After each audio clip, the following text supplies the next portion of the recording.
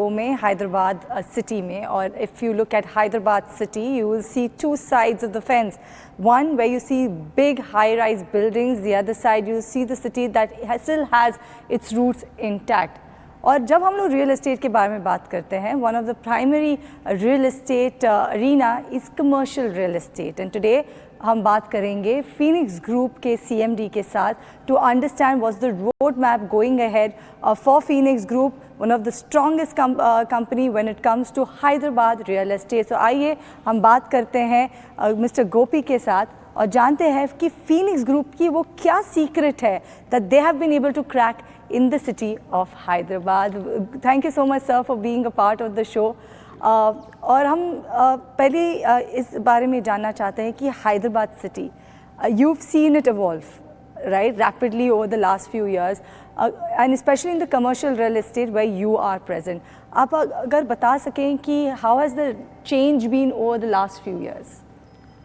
30 साल पहले हैदराबाद में कमर्शियल रियल एस्टेट का कुछ वैल्यू स्टार्ट हुआ. उससे पहले भी कमर्शियल होता था, बट 20-25 हज़ार स्क्वायर फीट का बिल्डिंग होता था, 40 हज़ार स्क्वायर फीट का बिल्डिंग होता था. 1 लाख स्क्वायर फीट का बिल्डिंग बोले तो बहुत बड़ी बात होती थी. 96 में पहली बार L&T के साथ उस टाइम पे गवर्नमेंट ने साइबर टावर्स इनिशिएट किया था.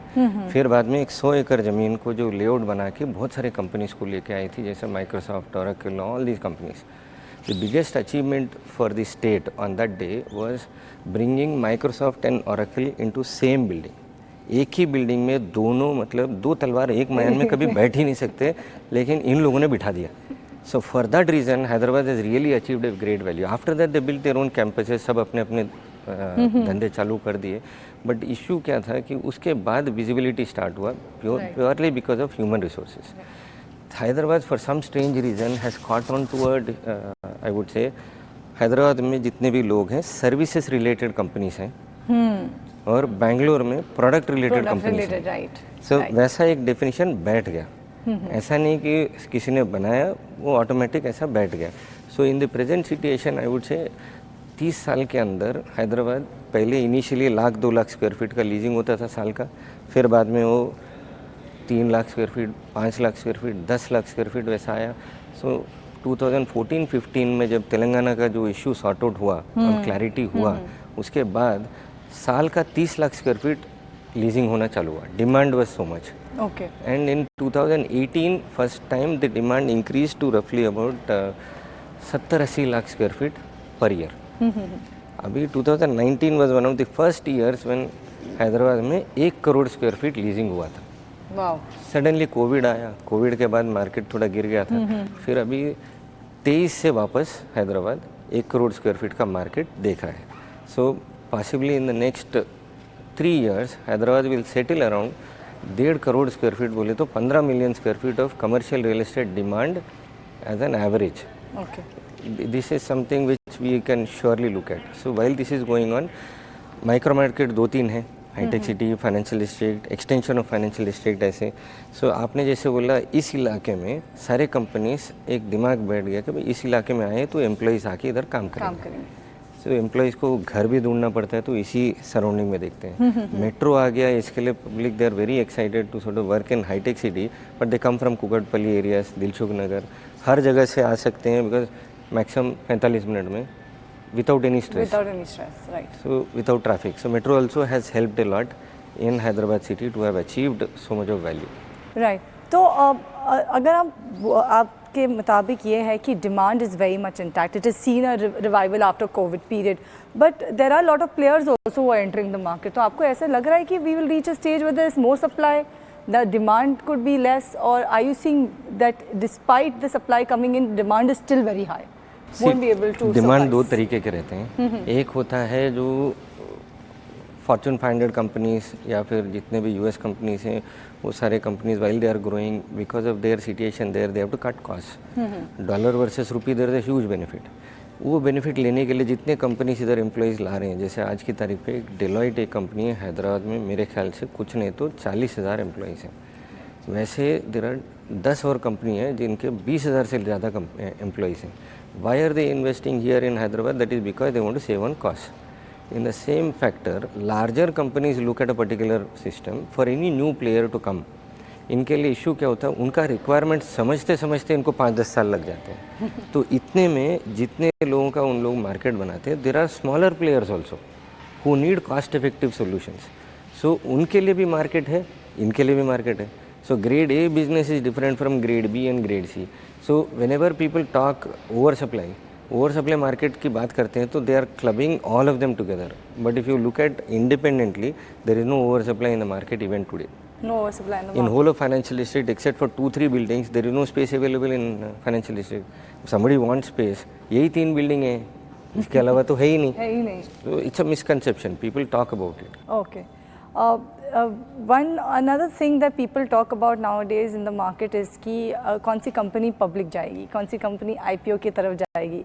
आपके कंपनी के बारे में मैं वो सवाल पूछूंगी, पर उसके पहले मुझे ये जानना है कि आपका जो ये जिस एरिया में हम अभी खड़े हैं, फीनिक्स अकीला, उसमें आपके पास एक इन्वेस्टर आया है GIC, 1050 crore rupees almost investment by them. Are you seeing more interest from global players for projects along with you? GIC एक कंपनी है जिनके साथ हमने ये पर्टिकुलर बिल्डिंग हमने उनको बेच के काम किया।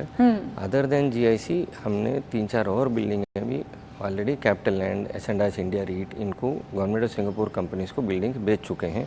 और कंटिन्यूसली बेच रहे हैं। अगले 4-5 साल में हम लोग 5 से 6 हज़ार करोड़ का बिल्डिंग्स यही गवर्नमेंट ऑफ सिंगापुर एंटिटीज़ को बेचेंगे। हमारा इट है contractual obligation. Okay. We are very clear about our path for the next 10 years. Okay. So basically, which means that there is no dip in investor request or हमारा अकेला ही नहीं है, पूरे India में globally there is a lot of interest for people to invest because there is a bare minimum 10 to 12% return which they can. This is primarily for commercial real estate. Exactly. Okay. मिल जाएगा उनको। मिल जाएगा। तो strong investor demand, a strong portfolio, right mix for a company to go for IPO.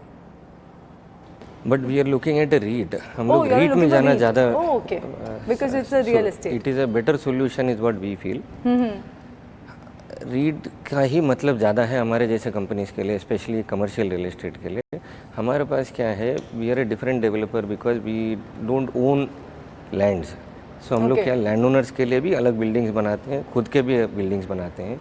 तो हमारा system ऐसा है कि land owners के जितने बिल्डिंग हैं वो भी भाड़े पे दे के अगर रीट में दे दिया, उनके लिए भी एक एग्जिट फार्मूला बन जाता है। तो इसके लिए हम लोग एक अपने प्लान में है कि we will get into a REIT because presently we have a stock of about 20 million square feet है।